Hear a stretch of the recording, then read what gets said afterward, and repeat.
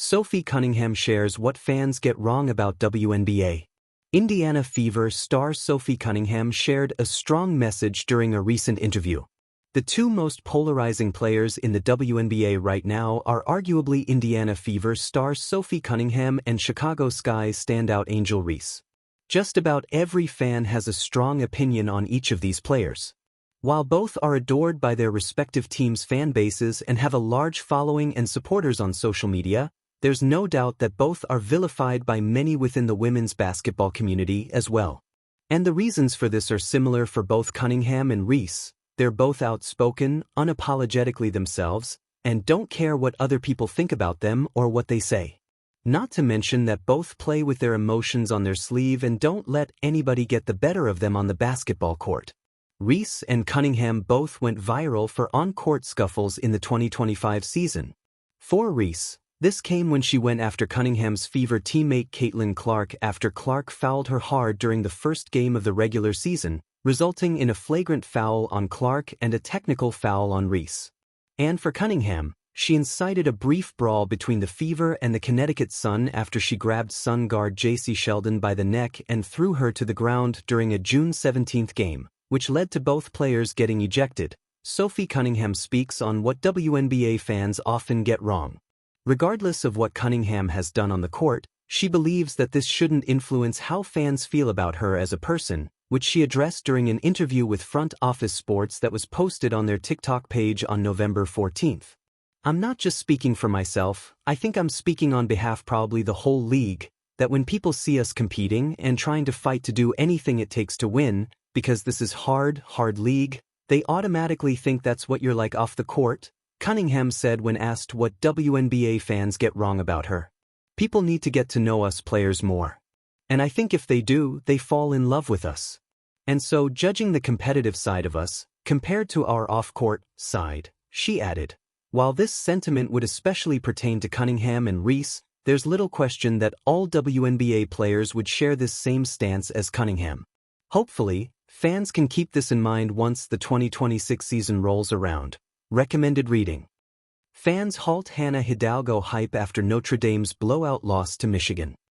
Team USA coach Kara Lawson under fan fire after Duke ejection fest upset. Paige Bueckers unveils striking personal appearance change. Sophie Cunningham had always known that stepping onto a basketball court meant stepping into a story, sometimes her own, sometimes one written by fans, journalists, critics, or the occasional armchair expert who hadn't taken a jump shot since middle school PE class.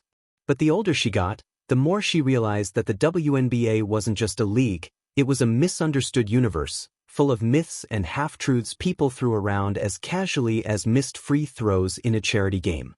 On an unusually sunny Wednesday afternoon, Sophie sat at a roundtable media event in Indianapolis, her hair pulled back, her elbow bandaged from a dive she refused to admit was unnecessary, and stared at the sea of microphones pointed at her like curious metal flowers.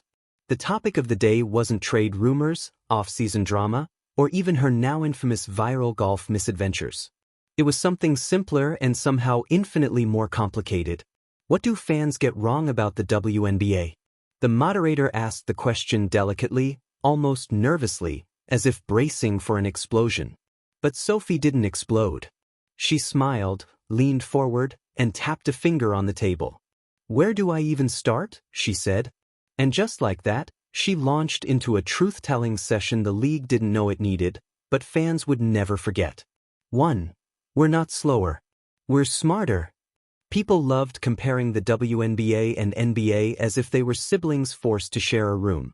Every highlight reel pushed a narrative. Every viral clip insisted on a side.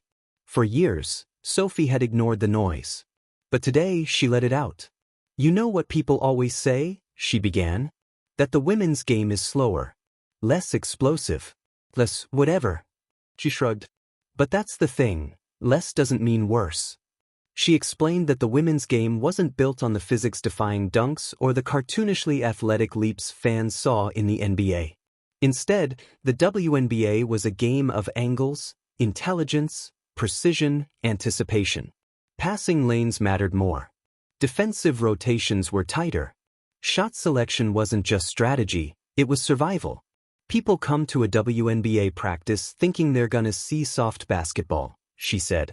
10 minutes in, they're wheezing on the sideline wondering how we're still standing. She wasn't wrong. Practices, she said, were a blend of chess match and cardio apocalypse. What fans often missed was that the technical level of the league was unmatched. You don't come into this league unless you've mastered the game at a level most players never reach, she said. We don't rely on dunking or viral moments. We rely on basketball. She leaned back as if she had just dropped a grenade, and she had. 2. We don't hate each other.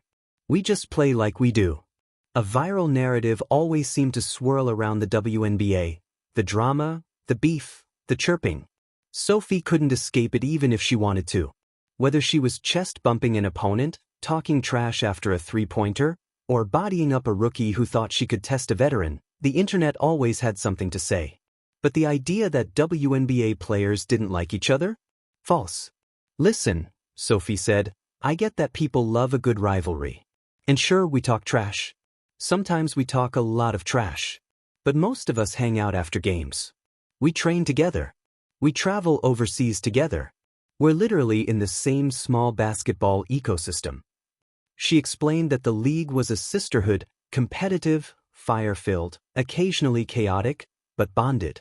Off the court, they'd swap business advice, share playlists, compare recovery techniques, exchange book recommendations.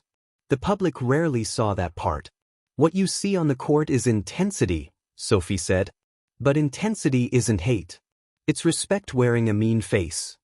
3. We make sacrifices most athletes don't even consider. Sophie's expression shifted when the topic turned to sacrifices. The room quieted. Everyone leaned in. What fans often misunderstood, she said, was the way WNBA players lived two basketball lives. Their in-season life in the WNBA, and their overseas life, a reality for more than half the league. People think we have these glamorous pro-athlete lives, she said with a soft laugh.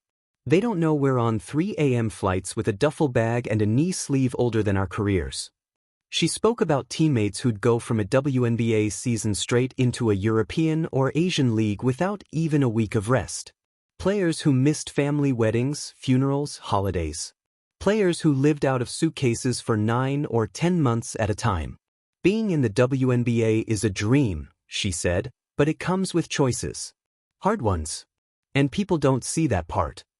She paused for a long moment, as if thinking of the players who'd retired too early, burned out from the double life cycle. They don't know how tough we really are, she whispered.